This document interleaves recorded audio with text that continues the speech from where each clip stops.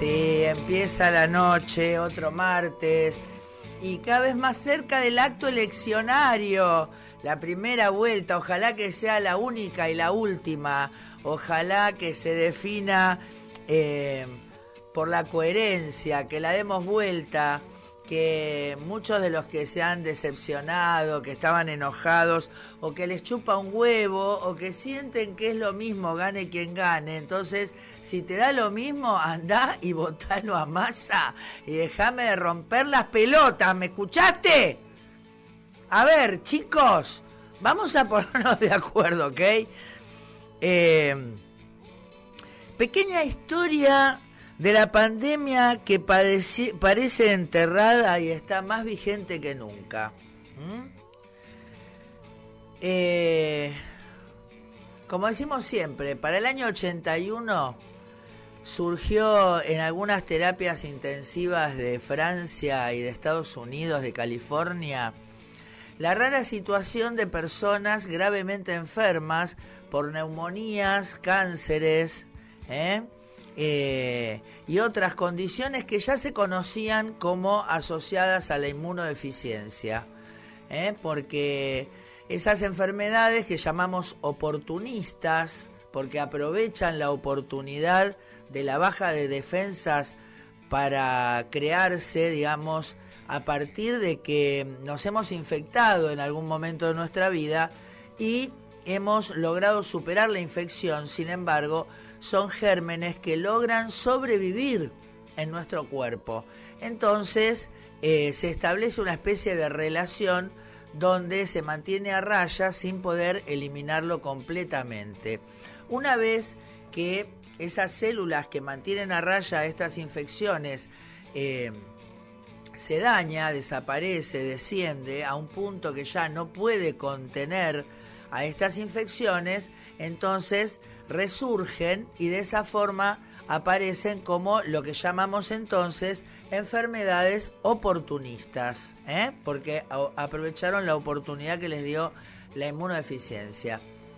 Y hasta ese momento los casos conocidos tenían que ver con los trasplantados, con las personas que recibían tratamiento inmunosupresor, a las personas que tenían, por ejemplo, cáncer y se les había hecho quimioterapia, todas situaciones, o por ejemplo también en la guerra, ¿no? En los orfanatos, ya de forma, por ejemplo, las neumonías de forma más generalizada. ¿Pero por qué? Porque también, digamos, el estrés que ocasiona la orfandad, por supuesto, lleva a una inmunodeficiencia.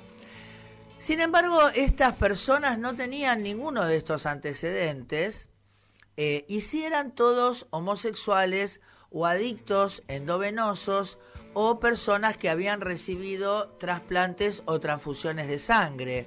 Y en ese sentido había mujeres también, y también estaban las parejas sexuales de esas personas, ¿no? En este caso, mujeres, porque si bien la mayoría de las personas, sobre todo de los homosexuales, eran masculinos, y del caso de los adictos endovenosos también hay una mayoría que son varones. Entonces era una situación principalmente que afectaba a varones, pero también entre esos primeros casos, había mujeres que claramente lo habían contraído por vía sexual. Y si bien en un primer momento la fantasía era porque las personas estaban gravemente enfermas y entonces, sin entender la situación, por supuesto, iban falleciendo, ¿no? Y a partir de este registro, al cual por supuesto nadie le dio bola en un primer momento, y que después, cuando empezaron a detectarse cada vez más casos, como se trataba mayoritariamente de estas poblaciones marginales, como eran la homosexualidad y la adicción endovenosa, sobre todo en Estados Unidos, en Europa, donde tiene que ver con la heroína, donde tiene que ver con, por ejemplo, la venta de sangre para usar, por supuesto, ese dinero después para comprar droga, ¿no? Entonces, fíjense cómo en ese momento se deja ligada la situación, digamos, a estas condiciones que llevaban a la marginalidad a estas personas, y se llegó a decir que esto que estaba sucediendo formaba parte de un plan divino de exterminio y castigo, ¿no?, a estas poblaciones.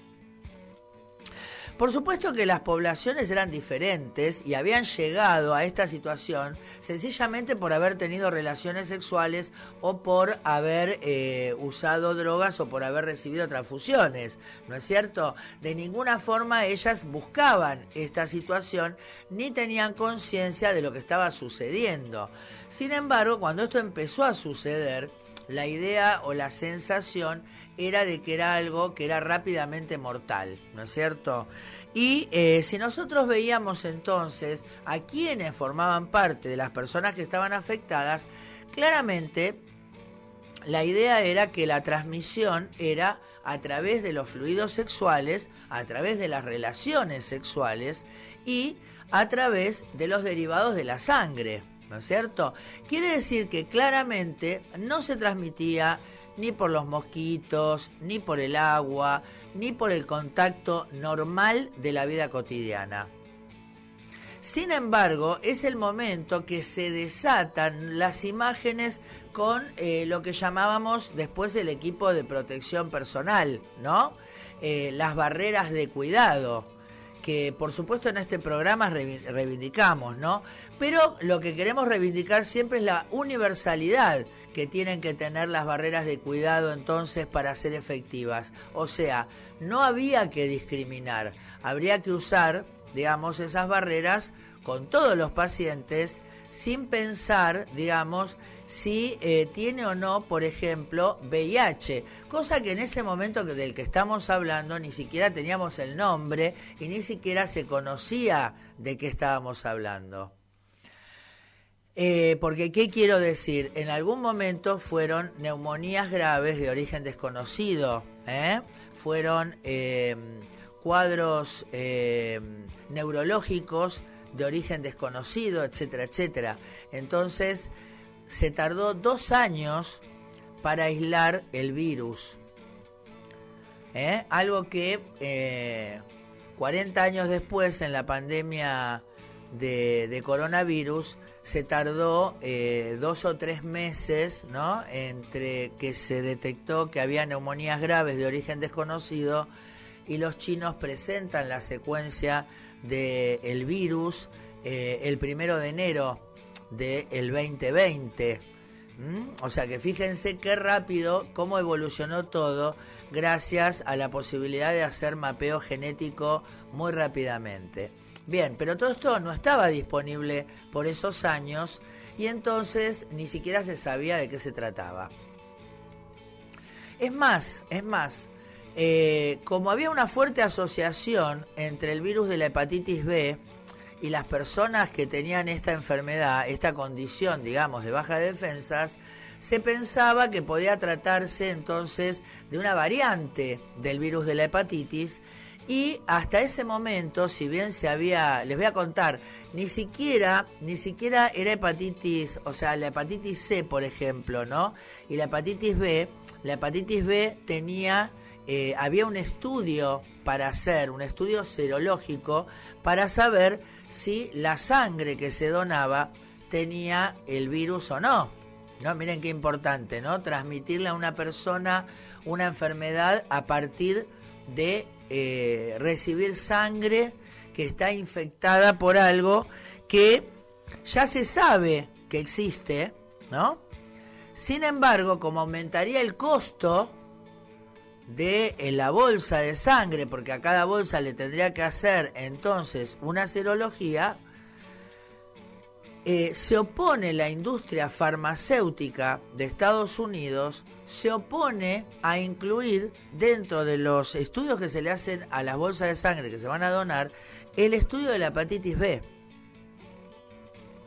Entonces, ahí tienen otro ejemplo de lo que nos están prometiendo, ¿no es cierto?, con respecto a un país sin Estado, a un país sin regulaciones, a un país que deja librado a la suerte a la gente en manos de empresarios que quedan desatados porque se acepta la lógica solamente del dinero y no del bienestar.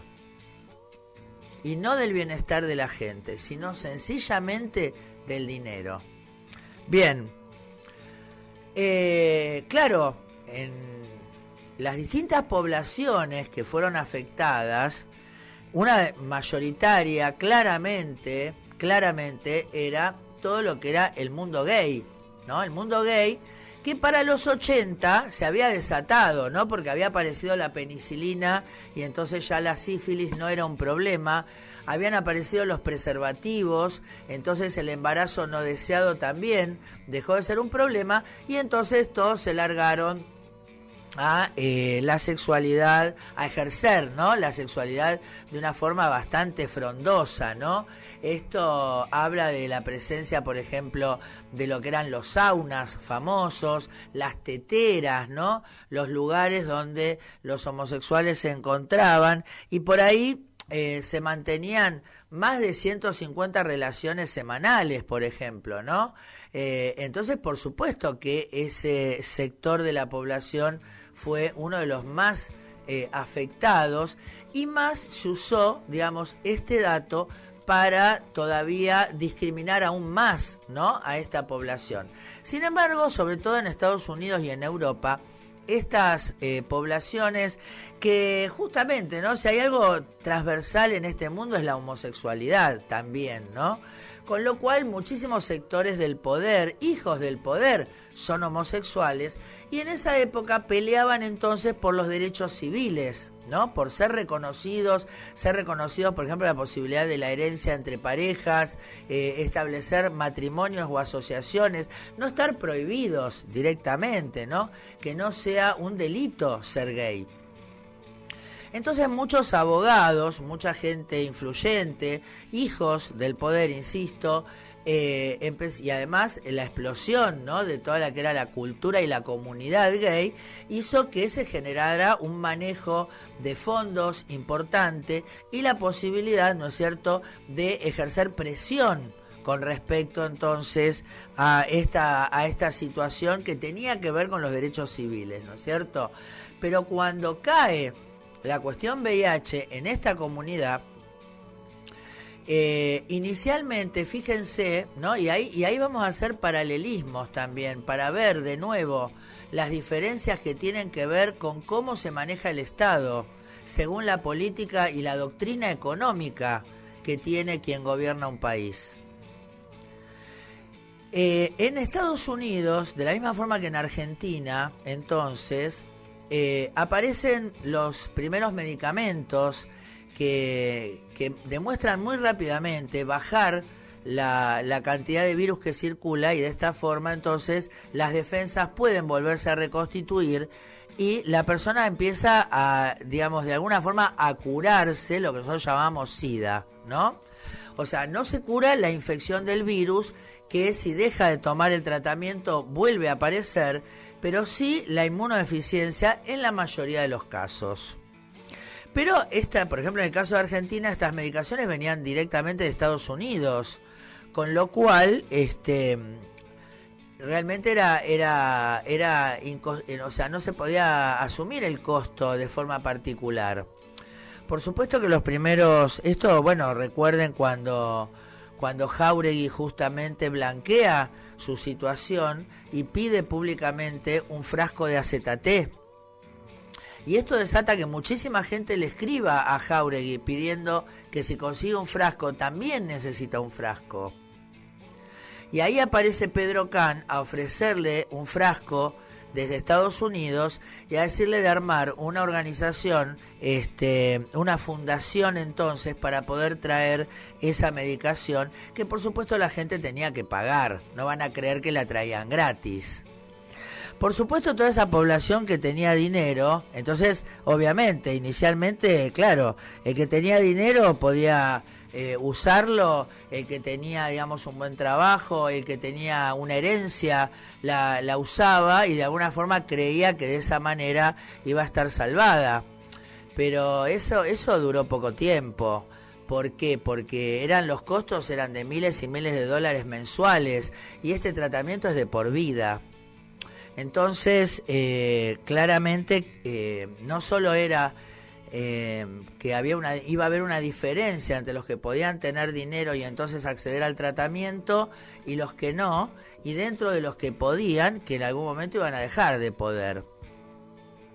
Esta certeza de la muerte, esta certeza de que solo no puedo, esta certeza de que formo parte de un colectivo de miles de personas, fue la que unió a todas estas personas para movilizarse e ir a reclamar, pero claro, no fue que los recibieron, les dieron café, les dijeron, bueno, dale, ¿qué necesitan? No, hubo que atarse al ministerio, hubo que dejarse cagarse a palo, hubo que entrar y tomar el ministerio, hubo que ir a las revistas, hubo que ir a las entrevistas, hubo que ir a comer a lo de Mirta Legrand, para que se reconociera la necesidad de generar lo que se llamó el Programa Nacional de Lucha contra el SIDA, basado en el Programa Nacional de Lucha contra la Tuberculosis, que había repetido el mismo modelo para los 1700, 1800, donde sobre todo las hijas de los ricos tenían tuberculosis,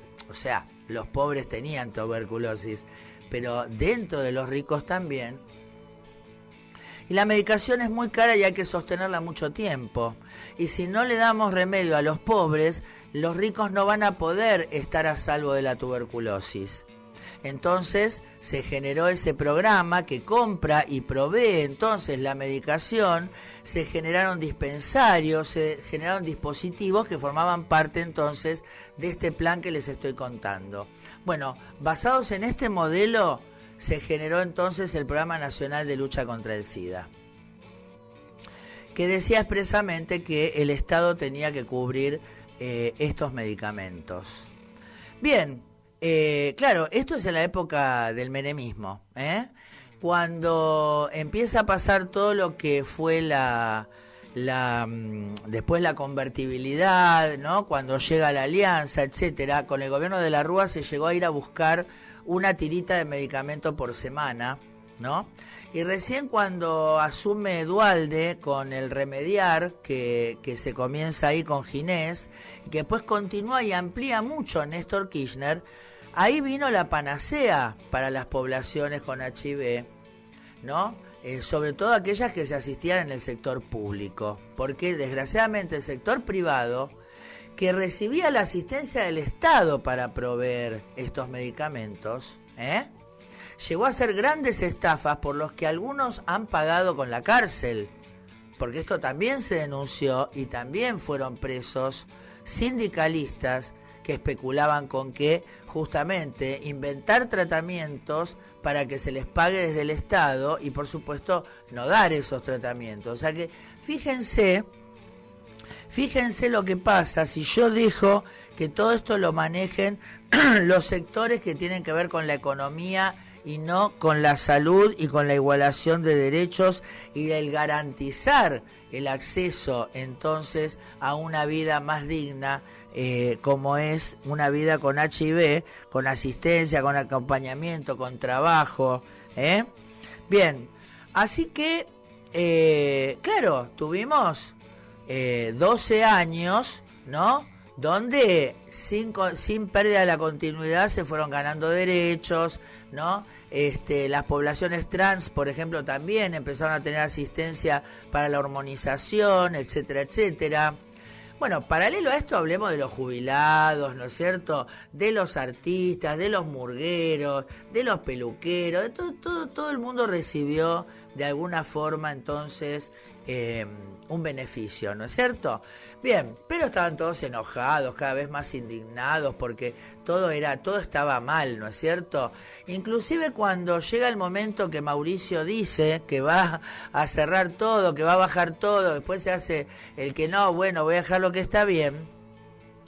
Se armaron grandes discusiones cuando se alertó sobre que íbamos a volver entonces a vivir lo que se había vivido entonces cuando había en el gobierno ideologías neoliberales, ¿no? Y bueno, todavía estamos esperando la marcha de desagravio a Alex Freire, ¿no? Cuando realmente lo que él dijo pasó, ¿no? Porque a nosotros nos consta que se quiso cerrar el programa de SIDA y que todas las personas que se atienden, tanto en el privado como en el sector de obras sociales o en el sector público, están asistidas por el sector público. Porque si el sector privado fuera que le tiene que pagar los antivirales a sus pacientes, se declararía en quiebra a los 2 o 3 meses, dejando a esas personas sin cobertura. Y cuando alguno de ustedes me diga que paga la medicación, yo le voy a decir que le creo, pero también le voy a decir que hay alguien que le está tomando el pelo y lo está tratando de boludo y se le está quedando con la plata. Porque en este país, insisto, por ley, la cobertura te la tiene que dar gratis al 100%, ya sea el Estado, las obras sociales o las prepagas. Entonces, cuando vino Macri hubo que volver a tomar el ministerio. Digamos, Falistoco, Carlos Falistoco, que venía siendo el jefe del Programa Nacional de SIDA, a los 2 o 3 meses de gobierno renunció, porque él ya vio que no iban a comprar más antivirales y en 2 años se iban a quedar sin antivirales, y Falistoco optó por no poner su nombre, digamos, ni su firma a este tipo de conductas, ¿no es cierto? Así que yo les digo que para los que dicen que no saben, que tienen que elegir, que les parece que es antipático, ¿no? Que Cristina está en TikTok, que se indignan por esto, ¿no? Pero no los indignaba cuando Macri estaba en TikTok, en Snapchat, todo eso no, ¿no? Cuando se pegaban un tiro en el PAMI, a vos no te indignaba, ¿no? No te vi nunca indignarte por eso. Ahora estamos indignados por TikTok. Bueno, a ver si nos indignamos un poco más, que vienen de nuevo por vos y por tu culo, ¿ok? Vienen por vos y por tu culo. Y no te va a gustar sangrar como te va a hacer sangrar esta gente, porque esta gente no quiere que te guste, No quiere que te guste, quiere que sufras. Así te guste sufrir, quieren que sufras. Entonces, yo lo que les digo es que no es que uno quiere ser cruento, uno quiere ser realista, uno quiere decirles y advertirlos, porque en este barco vamos todos, y el que crea que está fuera de esto está totalmente equivocado, y lo lamentable es que se va a dar cuenta cuando le estén tocando a la puerta. Entonces no puede ser tan bruto, tan ignorante, tan vil, tan pagado de vos mismo. ¿Qué te crees? ¿Que lo que vos tenés, de dónde vino? Si no te vi tomar un puto ministerio, Y si estás vivo hoy, es por lo que te estamos dando. Que con lo que pagan de impuestos no llegarían a pagar ni la 1/4 parte de lo que les está dando el Estado. Así que no sean tan cararrotas y sigan haciendo los pelotudos. Háganme el favor, crezcan un poco, Y en vez de hacerse los indignaditos por el TikTok y toda esa pelotudez que no viene al caso, porque ¿sabes qué pasa? Esa líder te trajo felicidad inclusive a vos mismo. Mira lo que te digo, Porque si hay algo que uno tiene que aprender es que no estás solo. Y cuando está hablando de otro, como dicen, ¿no? Un dedo señala para allá y 4 señalan para acá. Entonces es muy triste que en un país tan rico, un país que tiene tanto para dar, una manga de ignorantes, de desclasados, de desmemoriados, de gente que no le chupa un huevo y después va a andar llorando. Después van a ir a los almuerzos a llorar.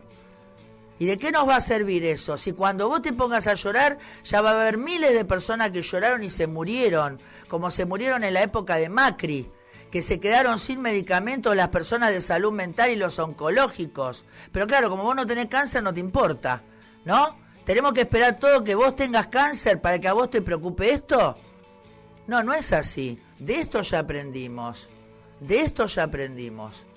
Entonces, si ustedes quieren creer, ¿no es cierto?, que esto no los va a afectar, bueno, chicos, agarren los libros que no muerden, agarren las peliculitas, pónganse ahí a mirar y se van a enterar de todo lo que estuvo pasando todo este tiempo, y que si llegamos hasta acá vivos, con la salud suficiente para poder trabajar, es más, ahora, claro, lo que pasa es que por ahí ni aportaste nada, nunca aportaste un carajo, cuando te iba bien en el teatro, todo tampoco, nunca aportaste una mierda.